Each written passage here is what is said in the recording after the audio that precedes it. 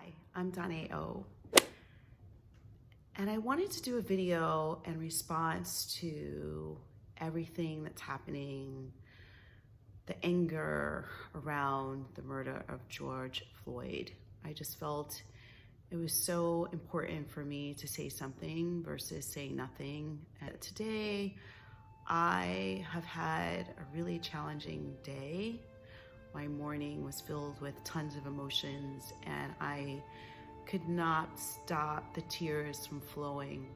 And so I sat this morning with Spirit really saying, what is it that I need to say and what is it that I need to share? And please remember that we are a very powerful, strong, magical, incredible, resilient people.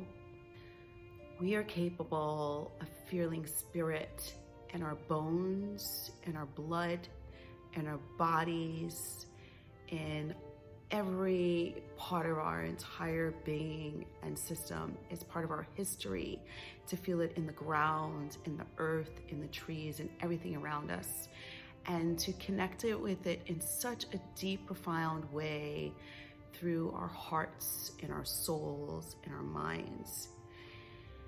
And what I was told and reminded of was that anger and hatred separates us from this connection, separates us from that being. And yes, we have a right to be angry. Yes, we have a right to be in pain. But the disconnection that we are creating disconnects us from each other. And it's only through the connection that we have to each other that connects us back to spirit, that allows us to feel that energy and power of spirit, will we be able to create any type of change. And that you cannot approach hatred with anger and expect change to happen. Approaching anger with hatred is only going to create fury, and fury only creates more pain. The crisis of humanity, because if you just really look at what has happened over the history of our country, over the history of what's been happening on the planet just in the past several years, I mean, we've had immigration laws that have been horrific to human beings. We have people in cages. We have COVID that's been blamed on people of Chinese descent. We have people from Arab countries, Middle Eastern countries, treated horribly, that all of those people have been accused of terrorism. We have, in Europe, we have Brexit, also separating people in different countries. It just is monumental. The pain that I'm experiencing is the pain of not just for Black people, but for humanity. This is a human problem. And so I say that to say, if you are human and have any feeling for humanity, this is the time to respond and not to be quiet and not to be silent. And this is the time for the people of the earth that are so capable of connecting to something bigger than them and feeling spirit so deep inside them to really stand in unity, to pray together, to sing together, to preach together, to really be together. And it doesn't matter if you are a white person, a Black person, a brown person. If we can't do that, I fear that there's something so great in us that we are going to lose. And I understand that the bigger picture of spirit is that these things have to happen to uncover everything so that we can grow and evolve to better. It is an evolution. It is necessary. It's going to happen, and it's going to be worse from here until we can evolve to something else. So I'm hoping that some of my voice can be heard in this moment, that in order to evolve, we have to connect to the bigger part of who we are, to the spirit that is in all of us, because from there we can find compassion. For there we can find love. But the deepness of humanity is that, the compassion and love of life. And humans are so much more capable of being able to tap into that and give that.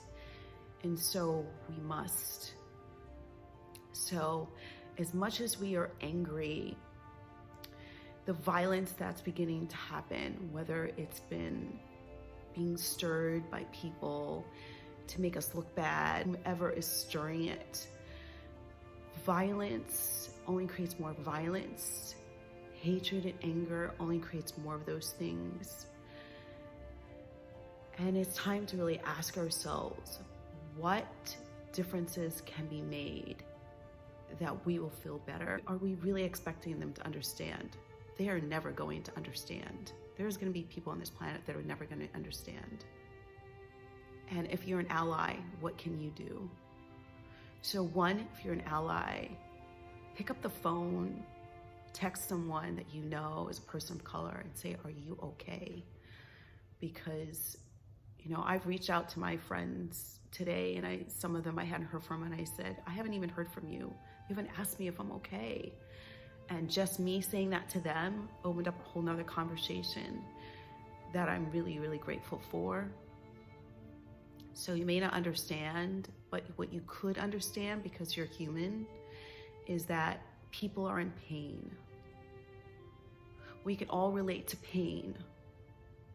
You don't have to understand someone else's pain, because everyone's pain is their own, but you should be able to relate to the fact that the people that you may know, your coworkers, your employees, your neighbor, your friend, the person in the supermarket, the post office, the restaurant, the people that are bringing you food, or whoever they are feeling tremendous pain right now. You can relate to that, and you can at least say, I'm sorry that you are in pain. Number two, you can own the fact that maybe you just really don't get it. You can own the fact that you don't understand. You can own that, because owning that is the beginning of change. There is responsibility in that. And so if you are someone who's an ally or wanting to be and don't understand that, remember that even if it never happened to you, even if you never feel that you did something to hurt a black person or anyone of color, or if you're one of those people that say that you're not a racist, understand that it's in your history. It is part of your history.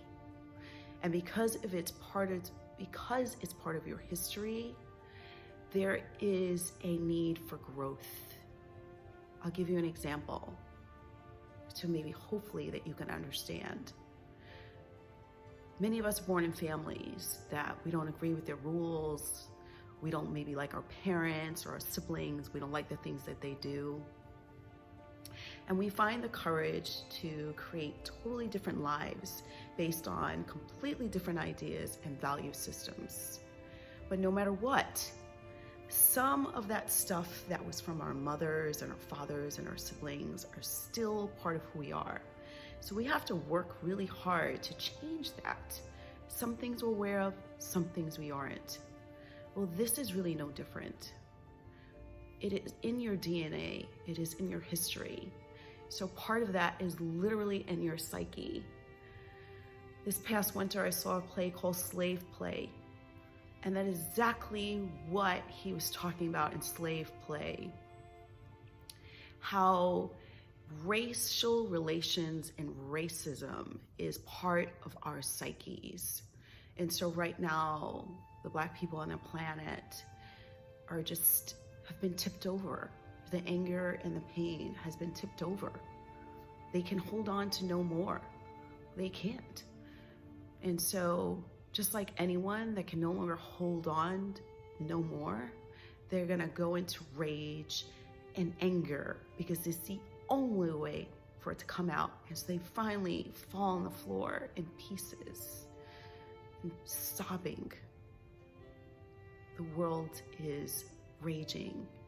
The healing can take place, but can only take place if the people around us and the communities around us and the people that know us can hold out their hand and help us up off the floor. And that begins with acknowledging and owning and knowing that somehow, some way, you have a part to play. All have a part to play in changing what is going to happen going forward. And so the third thing is, what changes are you gonna make? What difference are you gonna play? Because we all have to make a change on how we're gonna move through our daily lives. I'm scared, to be honest. Like, I work in the public. I don't know how the public's gonna react to me. I have locks in my hair, you know. And I know that so many of us are feeling that way. So know that when you see that person of color, that there's fear and anxiety and so much pain right now. This is the beginning of something different and a change. And I hope that people that have never said, I get it, or said, I understand, or at least I want to understand, are now able to at least ask the question, help me understand, show me I'm listening. And you know what? It's gonna be flippin' uncomfortable for you. It's gonna be hard as hell. And just be ready for that. Be ready to feel uncomfortable, unbearably uncomfortable, to have the conversation. Because we have people have been uncomfortable for a really long time. And it's no more easy for us to have the conversation with you as it is for you to have the conversation with us. So please begin to have the courage. Have the courage to be uncomfortable. And have the courage to know that when you feel like I'm not one of those, or that's not me, to know that your history says something totally different. And because of that, it's in your DNA and it's in the recesses, the far recesses of your psyche. Just like today, I've discovered that those things are in the far recesses of mine. I so wanted to do this without getting, I so wanted to do this without being extremely emotionally upset, but I can't help but feeling so much, and I know that it's in me. And so as much as I always wanted to see another perspective, I know that it's part of my history. And therefore, it's part of me. It's in my cells somewhere, just like it's in yours. And we must connect back to source so that we can reconnect back to each other, because right now we are very disconnected. And nothing can come from that. We have no choice. Our spirits will not allow us not to find our way back. And so find a way to remember that and look for it, whether it's through prayer, meditation, being with your animals, hugging your loved ones. This is the beginning of something different. Let's all have courage together to create whatever that is, no matter what the discomfort. To my African American Black people, we are so capable of holding spirit within us in such a deep, profound way that I'm asking you to remember that and to close your eyes and try to hold that within you find it again. Because we are so capable of doing that. I love you all so much. And thank you so much for watching. And thank you so much for listening.